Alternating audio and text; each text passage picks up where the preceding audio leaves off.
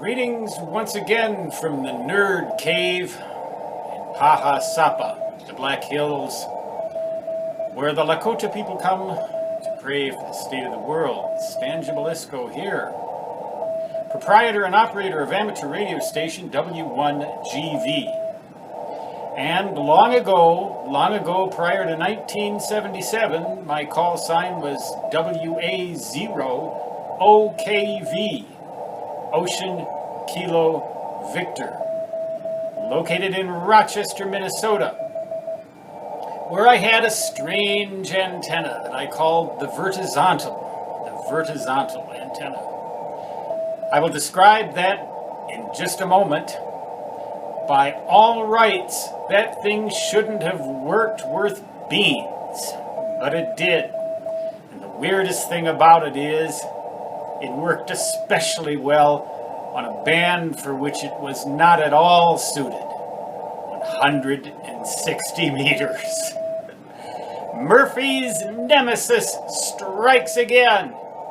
If something cannot work right, it might. Especially, excuse me, I'm an addict. Diet Mountain Dew here.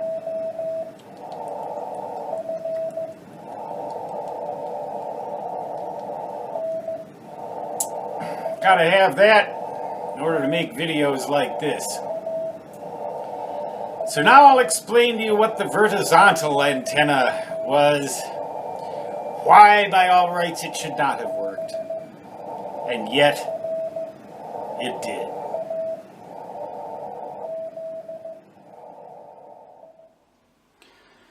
Okay, so here we go with Murphy's Nemesis version 2.0. The vertizontal,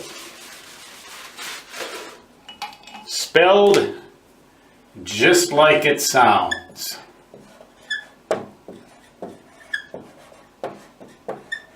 The vertizontal antenna, which I concocted in the early 1970s when my call sign was WA0OKV, and I lived in Rochester, Minnesota. And on the roof of my parents' house, bless their souls, they let me do this. Not a very steeply pitched roof. I got a lot of stories I can tell you. They had a rock retaining wall that came right up to the corner of this roof, and I used to climb up there right from that retaining wall and then jump back down on top of the wall when I was done. But on top of that, I put a 20-foot television mast. And that 20-foot television mast had on top of it this concoction.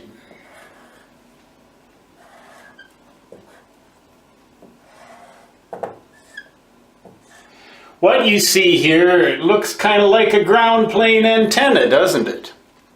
Well, each one of these elements was 8 feet long, and they were all connected together at this point right here, 8 feet high,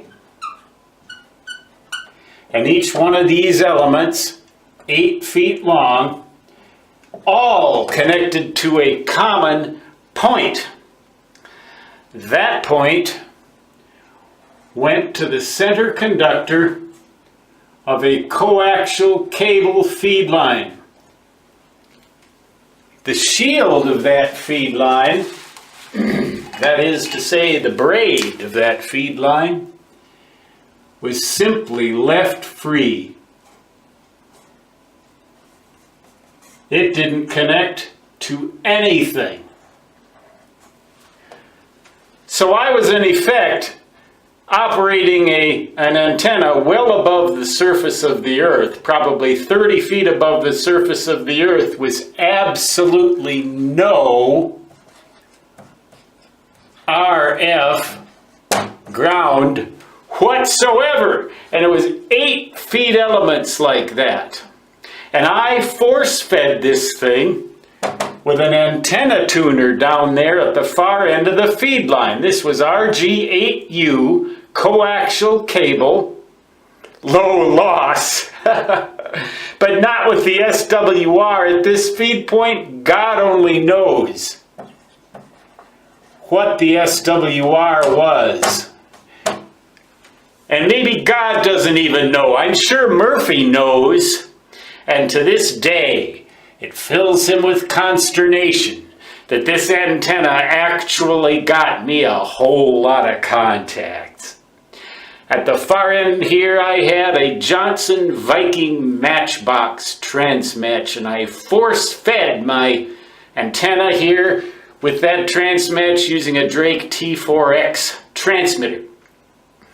Well, one day I got it into my head that I was going to try this thing on 160 meters. Well, it's, imagine trying an antenna like this on 160 meters. But I was going to go ahead and do it. So what I did was at the station point, at the Johnson Viking Matchbox, I disconnected the shield of the antenna. So shield disconnected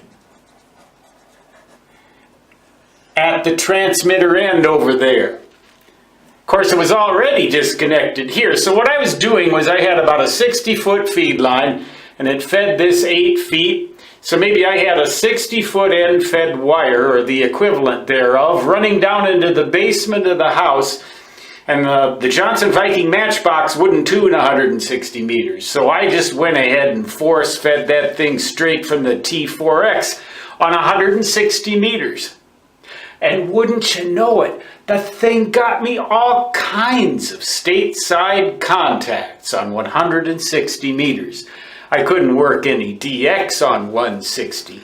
That had to wait until I got to the kite and balloon supported quarter wavelength wire phase of my life, which was quite a lot later. Then I was able to really work some stuff, but it was amazing. This thing worked, and it should not have worked. How in the world could something like that work at all? You'd almost think you might as well use a dummy load. By the way, I've made contacts using a dummy load too. What I did was I used a 15-watt light bulb. And you know what's really cool? You put one of these in the output of a transmatch and tune that thing with your transmatch. And a 15-watt incandescent light bulb will take 100 watts of RF, and it'll light up as bright as a 100-watt incandescent light bulb, and it won't burn out. Try that sometime. And I might say, Murphy, take that.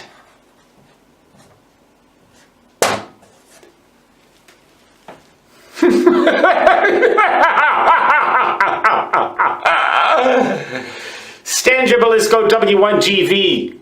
Whiskey 1 Golf Victor signing off. Saying 73.